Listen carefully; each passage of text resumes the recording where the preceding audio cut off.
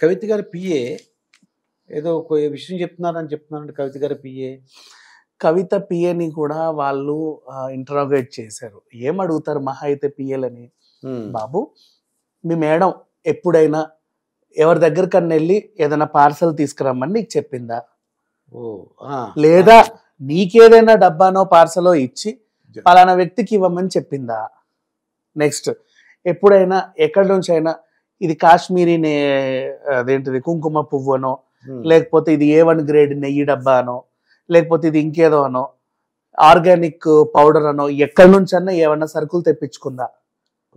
అవునండి మొన్న మేము కొడైకెనాల్ వెళ్ళినప్పుడు 3 నెయ్యి డబ్బాలు వచ్చాయి మా మేడంకి అంటే అట్లా సంథింగ్. అది ఇప్పుడు సుకేష్ చెప్పాడు కదా, నేను నెయ్యి డబ్బాలో ఇచ్చాను, అందులో ఇచ్చాను, ఇందులో ఇచ్చాను, పాత నూనె క్యాన్లలో ఇచ్చాను, ఏదో చెప్తారు కదా. డబ్బు అంటే ఇట్లా డబ్బులాగా ఇవ్వరు కదా ఎవరు, సీక్రెట్ గా ఏదో రకంగా ప్యాక్ చేస్తారు. లేదా మీ మేడం ఎప్పుడైనా ఏదైనా మ్యూజికల్ ఇన్స్ట్రుమెంట్స్ కొనిందా ఎక్కడికన్నా వెళ్ళి అంటే, ఇప్పుడు వీణ కొనడానికని వెళ్తారు, వీణ దుకాణానికి, వీణ ఇంత ఉంటుంది, అవును అంత పెద్ద వీణ, అది ఒక పెద్ద శవపేటిక లాంటి డబ్బా ఉంటుంది అది.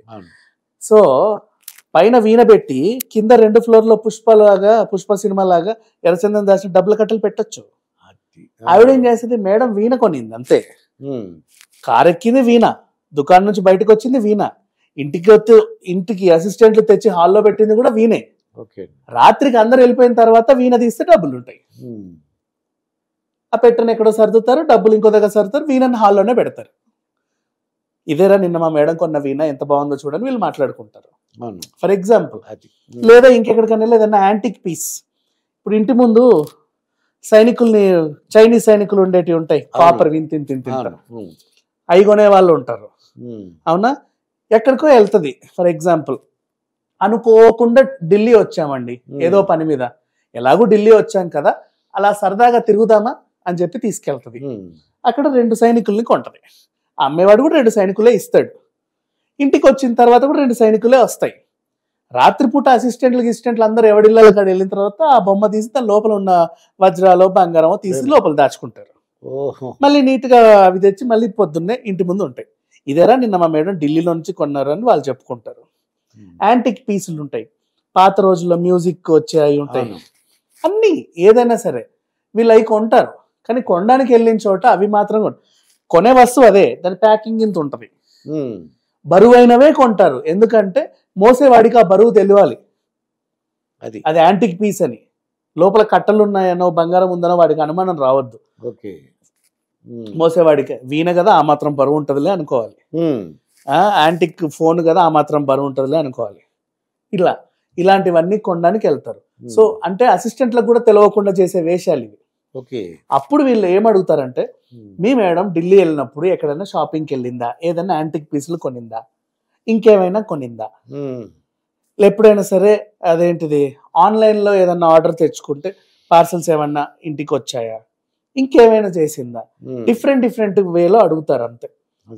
అండ్ విదేశాలకు వెళ్ళినప్పుడు వచ్చేటప్పుడు ఏమైనా కొత్త వస్తువులు కొనుక్కొచ్చిందా, ఇంకేమైనా చేసిందా, ఇక్కడ ఏ ఊర్లకు తరచుగా వెళ్ళేది, ఎన్నిసార్లు వెళ్ళేది, అక్కడ ఆవిడకి ఎవరు ఉన్నారు, ఆ చిన్ననాటి స్నేహితులు ఉన్నారని వెళ్ళేది.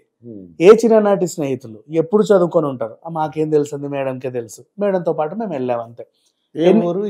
ఎప్పుడెప్పుడు వెళ్ళేది, పలానా టైంకి తప్పకుండా వెళ్ళేది, వెళ్ళినప్పుడల్లా 3 రోజులు ఉండి వచ్చేది. ఇట్లాంటివన్నీ కూడా వీళ్ళకి తెలుసు కాబట్టి అడుగుతారు, ఆ వేలో అడుగుతారు అంతే.